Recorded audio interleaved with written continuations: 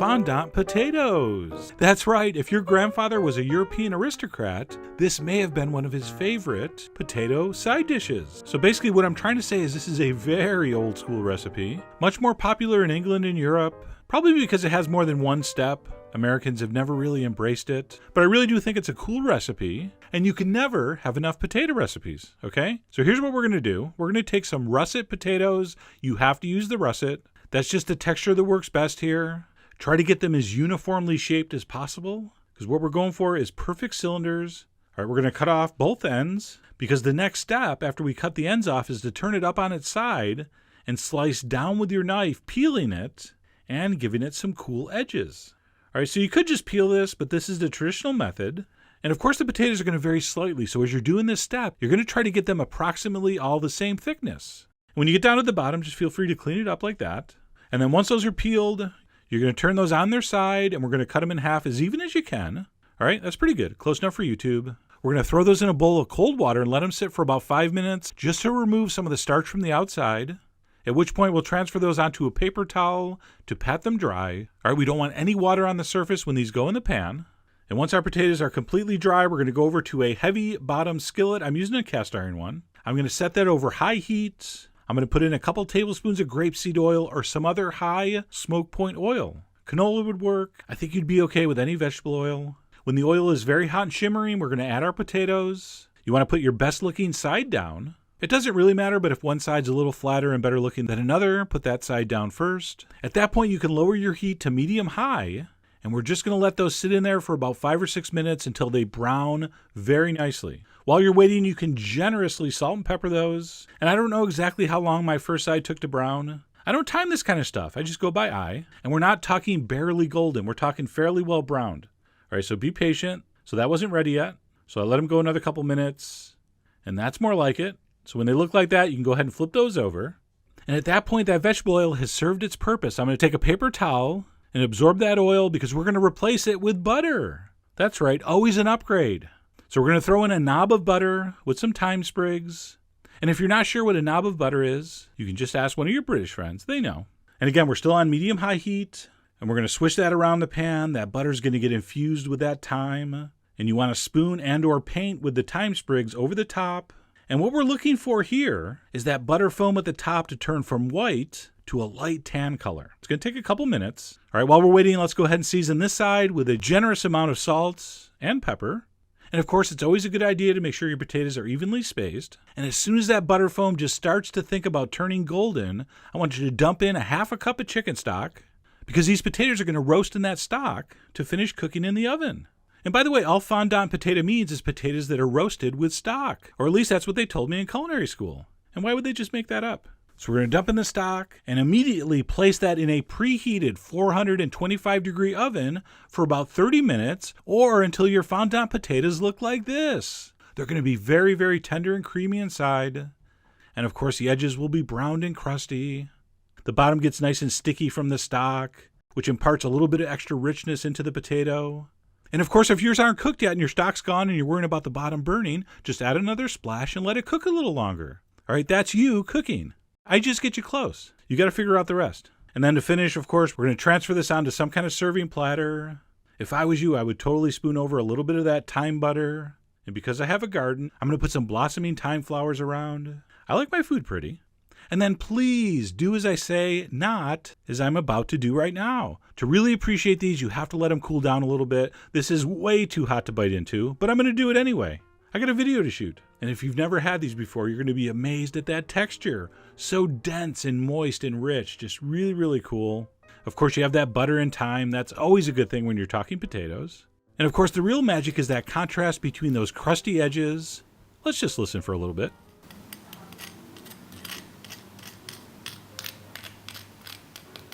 Oh yeah. So it's those crusty edges contrasted with that creamy, moist center.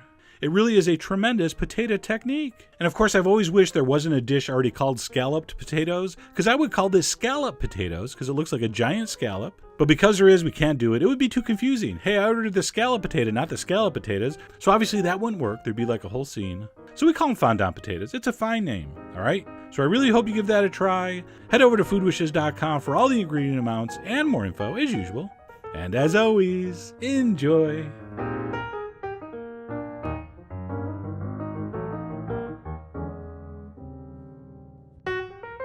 Hello, this is Chef John from foodwishes.com with lemon pepper potatoes. That's right, there are good side dishes and there are great side dishes. And then there are side dishes like this that are so incredible, they will literally make you forget what you had as the main course.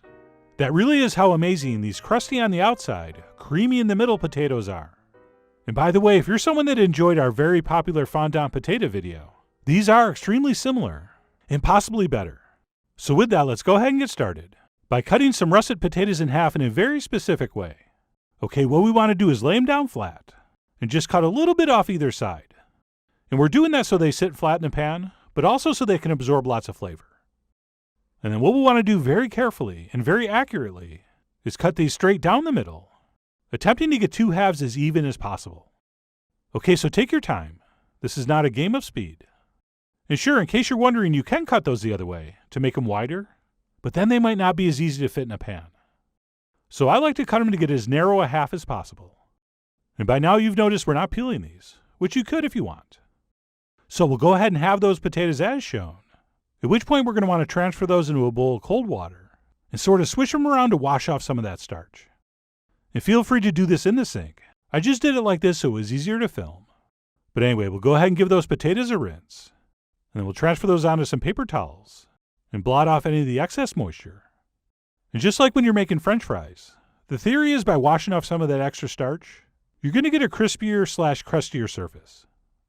And then once our rinsing and drying has been accomplished, we'll go ahead and flip these over so the widest surface is facing up. At which point we're going to season these very, very generously with a whole bunch of freshly ground black pepper. And don't be shy. I mean, we do have pepper in the name. And then besides the black pepper, we'll also hit it with some cayenne, and as much as you like, which for me is a lot. And then last but not least, a very thorough application of kosher salt, or any salt, but be careful with the fine salt, since it's very easy to oversalt. Alright, one reason chefs love using kosher salt is because it has that large flaky grain, which is just a lot easier to handle and distribute evenly. And then what we'll do once that side has been seasoned is prepare our baking dish by pouring a ridiculous amount of olive oil into the bottom. All right, for the amount I'm doing here, that was like a quarter cup. And once that's covering the bottom, we'll go ahead and transfer our potatoes in with that larger seasoned side down.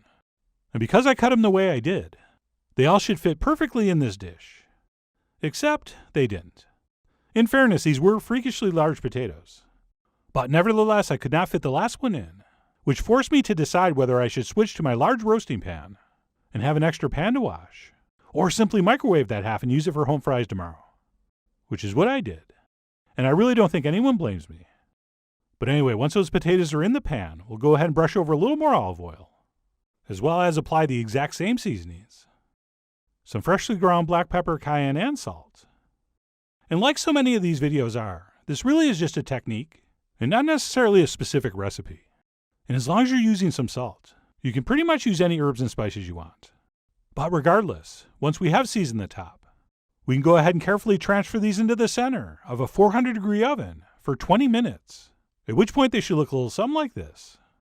And then very, very, very carefully we're going to flip these over.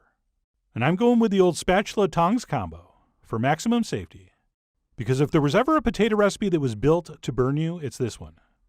So we'll want to turn those over very carefully. And then what we'll do is let them sit just like that for about 10 minutes or so, while we prepare our lemon-infused braising liquid, which is going to start with a cup of chicken broth, to which we're going to add some freshly grated lemon zest, and then depending on how tangy you want these, we'll also add the juice of 1 or 2 lemons. Okay, I ended up using 1 big juicy one, which was plenty, but if you feel like doing 2, that's up to you. I mean, you are, after all, the commandant of what's basically just a flatter potato fondant. And then what we'll do once that's all been mixed up is go ahead and pour this over the top of our potatoes, making sure each one gets a little splash before just dumping the rest in. Although be careful with that last dump. We don't want all the lemon zest sitting on top, especially all on one potato.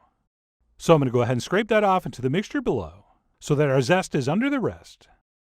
And then because I had some beautiful fresh oregano in the garden, I decided to poke in a few sprigs here and there. And no, that does not make these Greek potatoes. For that, I believe you have to use dry.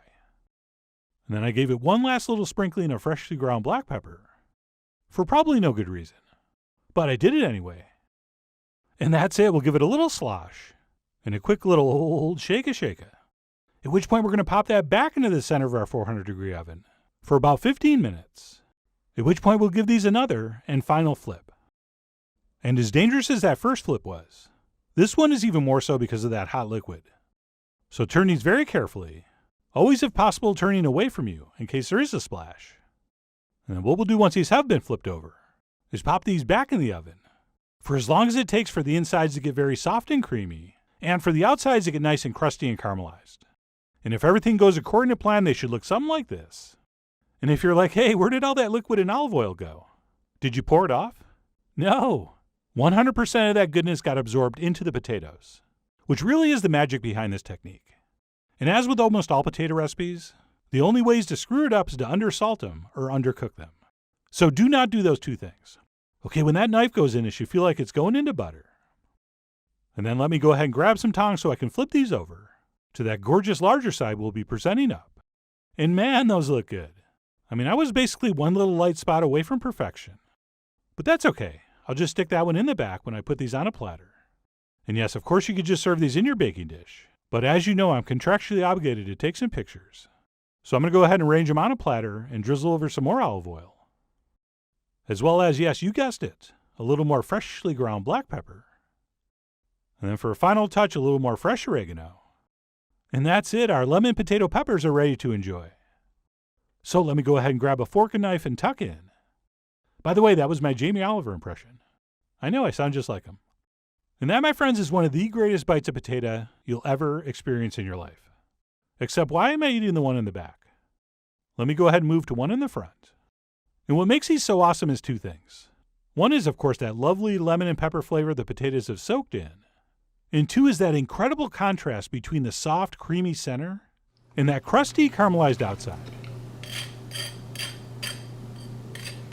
Oh yeah, fork don't lie. Okay, so I cannot stress enough how you really want to make sure these are cooked long enough. Okay, what we're going for here is basically a very rich, flavorful mashed potato, encased by that crustified surface.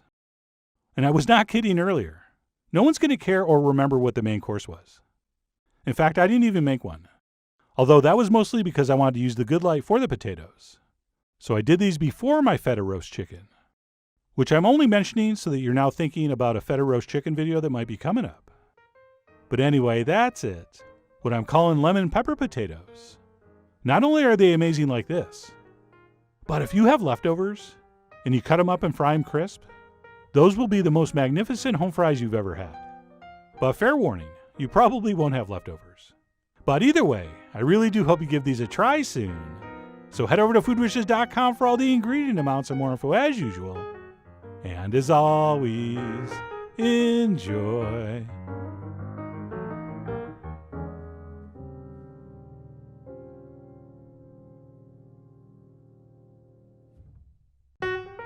Hello, this is Chef John from foodwishes.com with German Potato Dumplings.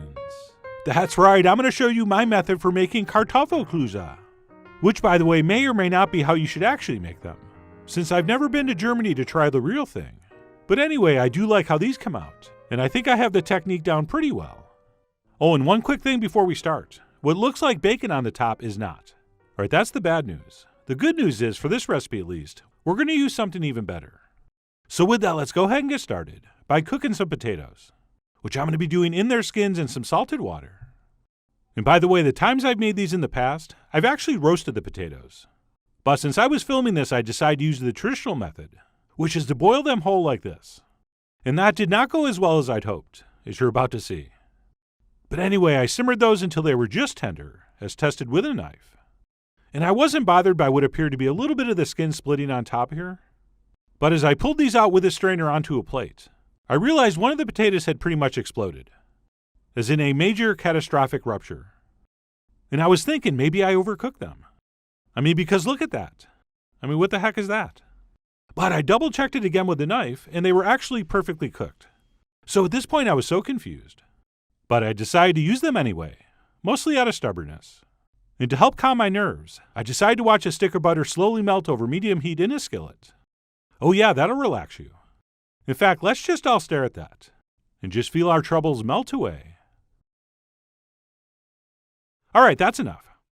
And then what we're going to do here once our butter melts, but hasn't started turning golden brown yet, is toss in a couple handfuls of cubed bread, either fresh or day old. And what we'll do is cook those stirring until they turn golden brown and get very crispy, which is going to take us a few minutes. So don't rush these.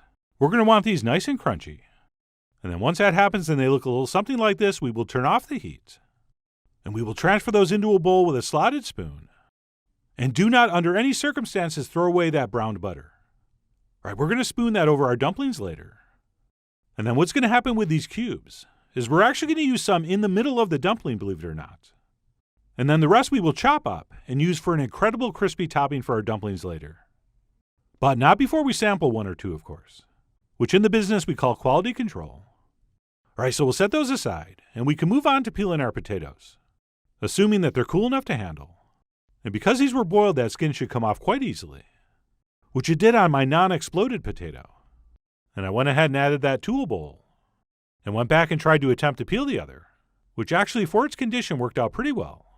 And despite that catastrophic structural failure, it still seemed pretty dry, which is the whole idea of cooking these in the jackets. Right, the theory is they won't absorb as much water as if you peel them and cut them up. But having said all that, I think I'll go back to baking them. But regardless, once we have our potatoes in the bowl, we'll go ahead and mash them. And for your information, the actual proper way to do these is with a ricer, which you're welcome to use if you have one. And while I do believe that probably does give you a better texture, for the style we're doing, I think mashing them works fine.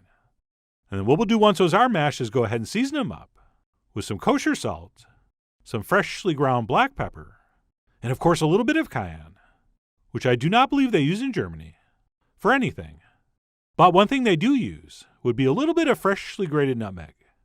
So we'll go ahead and add a little bit of that, followed by 2 large whole eggs. And we'll go ahead and stir and mash that in. And by the way, these potatoes are warm, which I think is the best temperature for mixing all this stuff together. Okay, a little hotter is probably okay, but I don't think we should let the potatoes cool all the way down.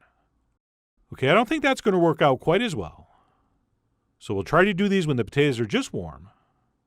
And then what we'll do once our eggs have been incorporated is go ahead and add the last ingredient, some all-purpose flour. And we'll switch to a wooden spoon, or our hands if you're not working a camera. And we're going to mix that in just until the flour disappears. Okay, I don't want you to get too nervous, but in general, we don't want to overwork the flour here, because theoretically that could make for some rubbery dumplings. And I don't know about you, but the last thing I want my dumplings to be is rubbery. So as soon as that flour disappears, we will stop. And at this point, we're ready to start forming our dumplings. But we're not going to do that until we've brought some salted water to a simmer, because as soon as we form our dumplings, they're going right into that pot. And make sure you add enough salt. All right, just like when we're cooking pasta, that should taste like seawater. And then once that's set, we can go ahead and shape our dumplings like this. All right, we're going to make sure we wet our fingers, because as you know from other videos, damp hands make smooth balls, whether those are meatballs or dumplings or whatever. And then we'll scoop a very generous amount of our mixture into our palm. And we'll go ahead and roll that around until it forms a ball. And then what we're going to do is make a little indentation about halfway down in the middle. And then for no apparent reason, we're going to add 2 or 3 of those crispy cubes into the center. And I'm hoping some of our German friends can explain why. But anyway, once those are placed in, we will go ahead and surround those with our mixture, and then roll that into as smooth and round a ball as we can. At which point, so as not to burn ourselves, we'll go ahead and transfer that onto a large spoon, and use that to lower this into our simmering water, which I think is going to be way safer than trying to drop these in with your hands. And then what we'll do once our dumplings have been transferred in is wait for those to float to the surface, which is only going to take a minute or two. At which point we're going to cover these, reduce our heat to medium-low, and we will let those simmer gently for 20 minutes. Okay, so check your heat. We don't want these at a rolling boil. And I'm not sure if you have to, but about halfway through I like to uncover them and give them a flip. And I'll go around and tip over each one. And as you can see, these really have puffed up nicely. And then we'll cover those back up and give them another 10 minutes or so. At which point they looked a little something like this. And we can take a slotted spoon and very carefully transfer these to our serving dish. And then while they're still piping hot, we'll go ahead and spoon over our reserved brown butter. as well as copious amounts of our chopped up crispy buttered crumbs, which as I mentioned does look like bacon, which by the way you could totally use if you want. I mean, you are after all the end user of your Kartoffelkloesse.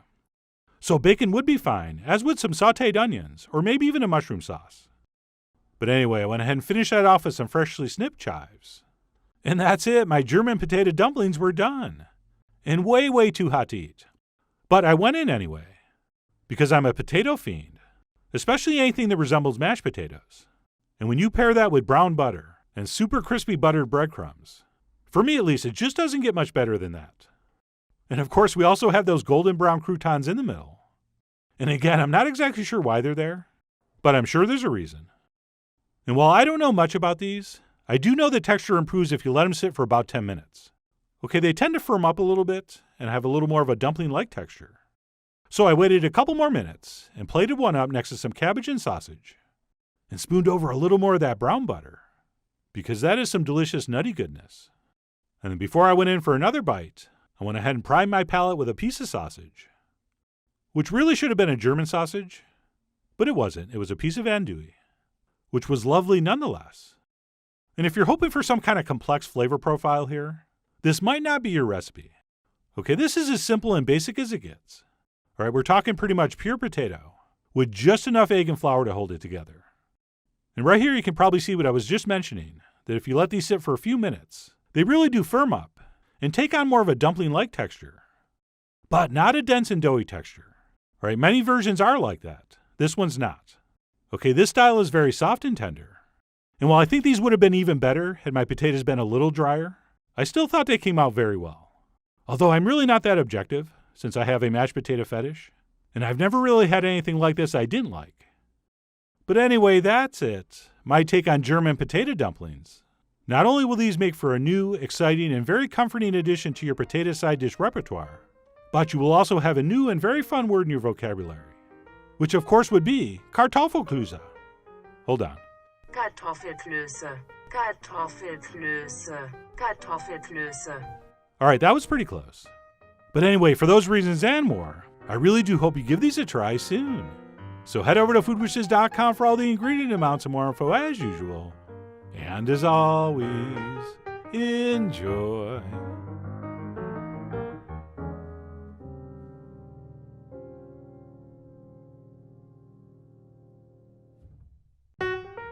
Hello, this is Chef John from foodwishes.com with Potatoes Romanoff.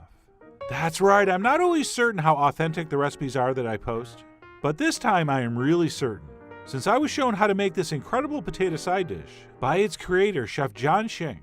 Although now that I'm remembering, he did credit his mom back in Buffalo with showing him how to make it. But the point is, I learned this directly from him in his steakhouse in Las Vegas about 10 years ago. And it really was one of the most memorable parts of the trip, in that it's one of the few things I can remember. But anyway, let's go ahead and get started by buying some very large russet baking potatoes.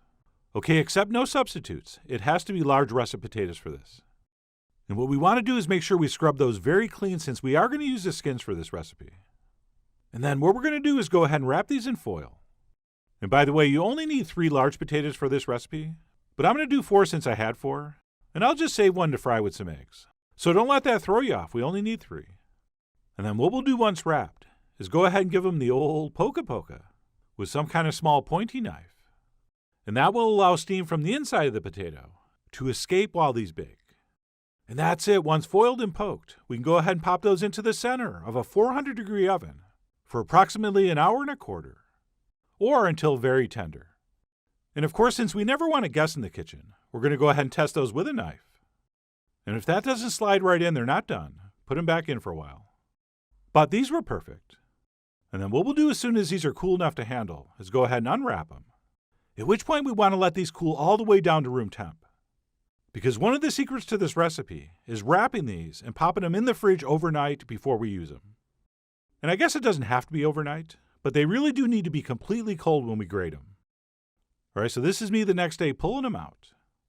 And what we'll do is go ahead and grate these with the skins on a cheese grater. And if you're not big on potato skins and you're a little bit worried about this, don't be. Okay, they're almost imperceivable in the final dish. Although having said that, when you get down to the end of a potato, you'll probably be left with a large piece of skin, which you can discard.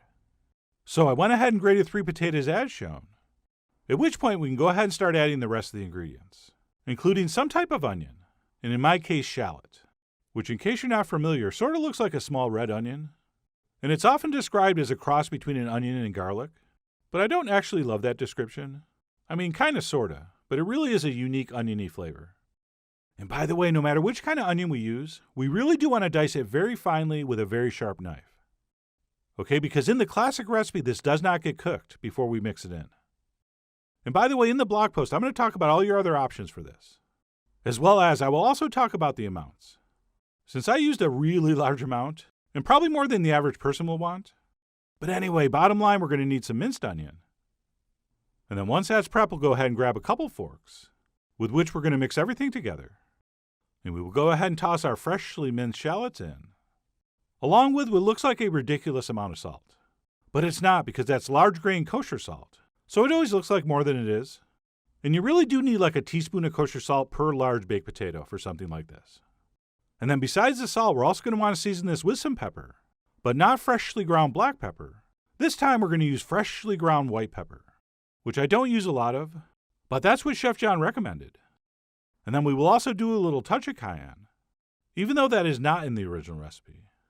And then what we'll do before we add the rest of our ingredients is give this a quick mix using the old fork, toss, and clean method, which means we dig down underneath with our forks and then toss everything up. And then after doing that a time or two, we clean off our forks and repeat. And the reason we're using this method is one of the secrets to this dish is not to mash these potatoes. So we really do want to be gentle.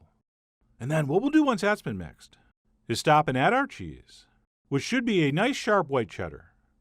And then once that's in, we will mix it until just combined using the exact same fork, toss, and clean method. And sure, you probably could use your fingertips for this, but I really do think the forks will cause less smashing and mashing. Oh, and can you use a different cheese if you want? Sure. Should you? No. Please use a white cheddar. And for heaven's sake, grate it yourself. Okay, there are pre-grated cheddars, and there are great cheddars, but there are no great pre-grated cheddars. But anyway, we'll go ahead and very carefully mix in our cheese, at which point we can add the last ingredient. Lots and lots of sour cream. And please, not the low-fat one. We're going to need that fat.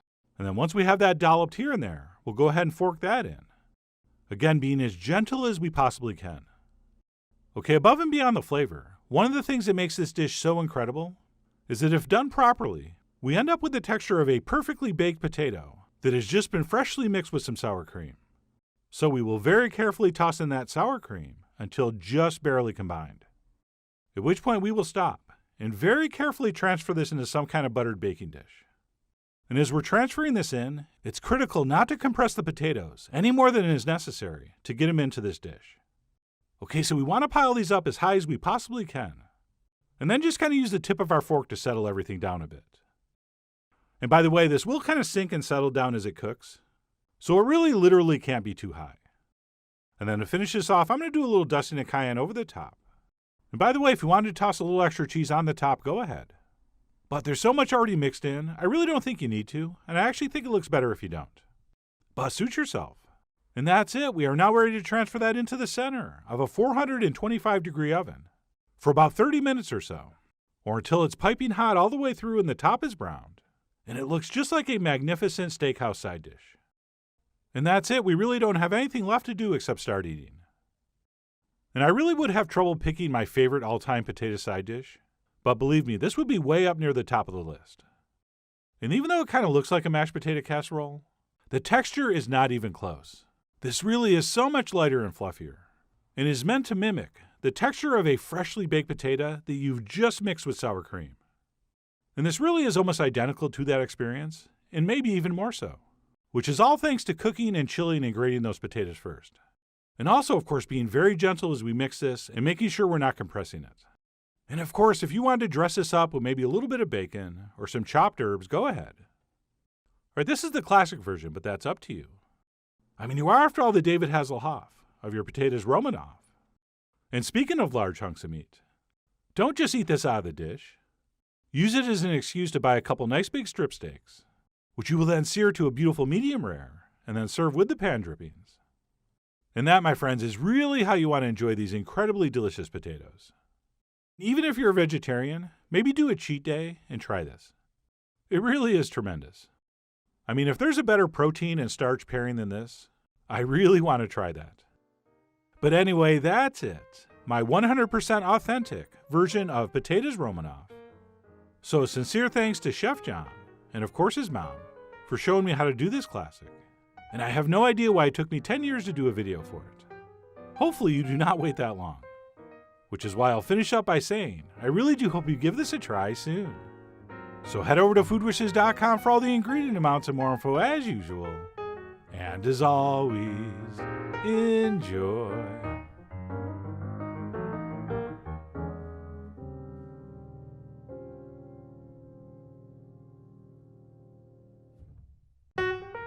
Hello, this is Chef John from foodwishes.com with baked potato puffs. That's right, they said there was no way to do a baked version of these famous French fried potato puffs, which go by the name pomme dauphine. But you know what? I think we did. And for the record, I'm just assuming that's what they said. I mean, no one's ever reached out to me directly. But I'm pretty sure someone said you can't do these in the oven. And you know what? If those people do exist, they were just proven wrong.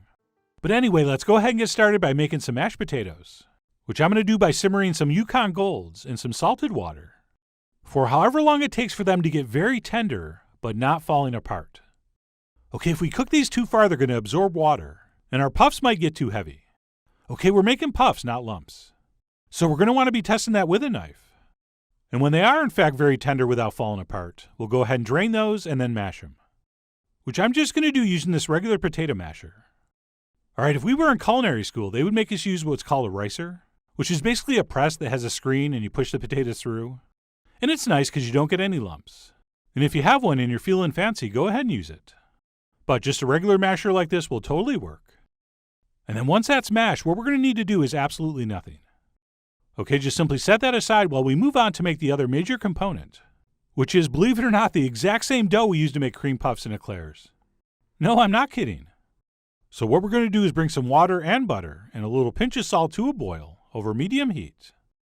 And as soon as our butter's melted and that starts to bubble, we'll go ahead and stir in some flour. And then using a wooden spoon, what we'll do is cook this for a few minutes, still over medium heat, until it basically pulls together to form a dough. And all that stuff should pull semi-cleanly off the bottom. And a few minutes later, if everything goes according to plan, you should end up with something that looks like this.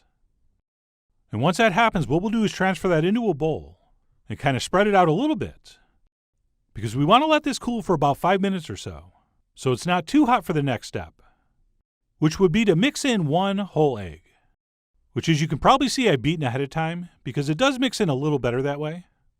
And I'm going to go ahead and mix that in with a spatula. And in case you're wondering, yes, I do usually use a whisk, which does a much faster job, but once it comes together, it all gets stuck inside the whisk. And you have to use a spatula anyway to get it off. So I figured I would save a step. And while it will take a little bit longer, eventually if you keep smearing and smashing, mixing and mashing, eventually you should end up with a very, very soft, very sticky dough. And once that's been accomplished, we are now ready to mix our two components. So we'll go ahead and take exactly 1 cup of our mashed potatoes and add it to our pâte choux, which I believe is the French name for that dough. And we'll go ahead and mix that with our spatula until well combined. And I should mention, you can change the ratio between potato and dough depending on what kind of texture you want to end up with. Okay, with less potato, you're going to end up with something that's a little breadier, more like a fritter, or maybe like a potato-flavored donut. Whereas with a higher potato concentration, you're going to end up with something that's more like a deep-fried mashed potato, which, by the way, is what I prefer. But anyway, we're going to go ahead and give that a mix, at which point we're going to give it a taste for seasoning. Because even though there's a little salt in the dough, and we cooked our potatoes with salt, we're probably going to need some more. So I did add some more salt, as well as a little shake of cayenne, plus a very small, but possibly very important, grating of fresh nutmeg. Okay, just a little touch, mostly to honor the traditional pomme dauphine recipe. And we'll go ahead and give that one last mix. And by the way, if you were going to add something like crumbled bacon, or green onions, or chives, or something like that, this would be the point you'd do that. All right, I'm just showing you the basic chords here. You have to write your own song. So feel free to accessorize this. I mean, you guys are, after all, the bots of your mashed potato tots. And that's it. Once everything's mixed together, we are ready to cook these, which traditionally would mean scooping this into a deep fryer. But we're not doing that. As you may have heard, we're going to bake these. So I went ahead and scooped those into a very well-buttered mini muffin pan. And I was really hoping this would work, because generally baking is a lot easier than deep frying. So I went ahead and scooped those in. And I was thinking about giving them the old tappa, but I didn't. I left those as is. And then I headed to the oven where I popped those into the center, or sort of the center, of a very hot 450-degree oven for about 20 minutes, or until they were golden brown and puffed, and looked like this. So at this point I was very happy with how they looked, but I was kind of scared they had stuck. But much to my delight, they did not. And they actually came out very easily. And as I was lifting these up, transferring them onto the cooling rack, I really was amazed at how light they felt. I'm talking feather light. So I thought that was a really good sign. And I couldn't wait to try one. But I did. For a couple minutes. Okay, we don't want to eat things that are so hot we can't taste them. So I let those cool for about 5 minutes before breaking one open so you could see what was going on. And what's going on is this. A super light, airy, fluffy mashed potato encased in a buttery golden brown crust. All right, what part of that doesn't sound like something you really want to eat? And they really did taste and feel every bit as good as they looked. So I think the name Potato Puff really fits. Although mashed potato tot would be pretty good too. And then as far as serving these, I think there's a lot of different directions we can go. And right here I'm serving them with a green chili aioli, which is nothing more than my famous green chili pesto mixed into some mayonnaise. And yes, I should probably show you how to make green chili pesto. But anyway, that made for an absolutely spectacular dip for these warm puffs. And since I'm going to eat all of these, I can totally double dip if I want. So as far as doing these as a warm snack or appetizer, they definitely pass the test. But I also think they would make a great and very interesting breakfast potato next to a couple fried eggs. And in the spirit of full disclosure, I fully admit I'm a mashed potato fanatic and love any and all kinds. So I knew I was going to love these. I just didn't realize how much. So these really did work well with the eggs and the dip. But these would also make for a great side dish for something like a steak, which is basically what the original fried recipe is used for. Speaking of which, I did save a little bit of the batter so I could show you what these look like fried. And while I did want you to see the difference, not enough to actually get my deep fryer out and do these correctly. So as you can see, I'm just shallow frying these in a little bit of oil for a few minutes at, let's say, 375 until nicely browned. And while the inside's going to be pretty much the same whether you bake these or deep fry them, the outside's definitely going to be darker and crispier. And I would have done the fork scrape, but these were too small. So then I tried rubbing one on the rack, but that didn't work. So you'll just have to settle for the sound of me biting one. And like I said, the outside is going to be a lot crispier. Although these could have used another 30 seconds, since these were still a little bit underdone in the center. Nevertheless, I still enjoyed those very much, and they really are amazing fried. Which is something to keep in mind if you're one of these families that likes to deep fry their turkey. I mean, you're already going to have a big vat of hot oil, so why not? But anyway, that's it. How to make the classic pomme dauphine. Whether you end up deep frying them or baking them in the oven, if you like mashed potatoes and you like puffs, I really think you should give these a try soon. So head over to foodwishes.com for all the ingredient amounts and more info as usual. And as always, enjoy.